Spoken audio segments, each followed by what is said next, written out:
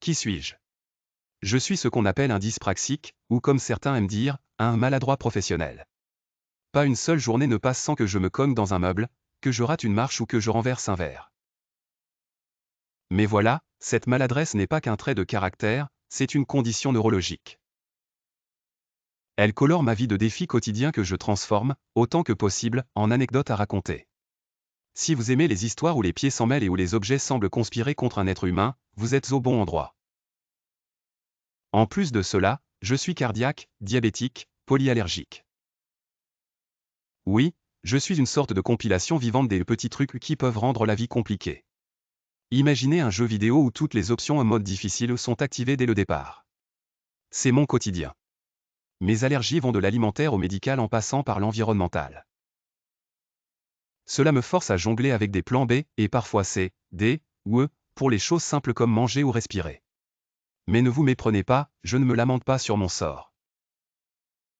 J'ai choisi de partager ces aventures non pas pour inspirer la pitié, mais pour faire rire, réfléchir, et aider à comprendre. Pourquoi je suis ici?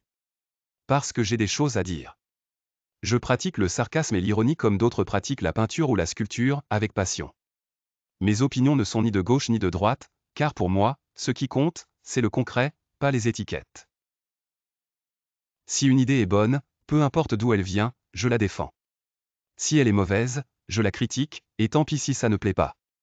Avec moi, tout le monde en prend pour son grade. La société, avec ses absurdités et ses injustices, est une source inépuisable d'inspiration. Que ce soit un dysfonctionnement administratif, une absurdité dans le monde du travail, ou encore une mode ridicule qui fait fureur sur les réseaux sociaux, je ne peux pas m'empêcher de prendre ma plume ou mon clavier pour en parler. Toujours avec humour, bien sûr, parce que c'est ma façon de faire passer les messages. Je ne me prends pas au sérieux, mais je prends mes valeurs au sérieux.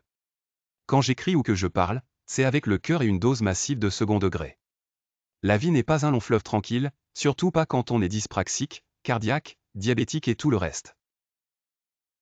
Mais chaque défi est une opportunité de raconter une nouvelle histoire, de rire un peu plus fort, et de montrer qu'on peut transformer ses faiblesses en force. Alors, si vous avez envie de découvrir mes aventures, de rire de mes maladresses et de réfléchir sur nos absurdités collectives, je vous invite à vous abonner. Je ne suis pas un clochard qui tend son chapeau, même si je n'ai pas encore traversé la rue. Ici, je ne vous demanderai rien d'autre que votre temps et, peut-être, un clic pour rejoindre cette aventure. Et rappelez-vous, ce n'est pas parce qu'on trébuche qu'on ne peut pas avancer. Allez, venez, on va rire ensemble.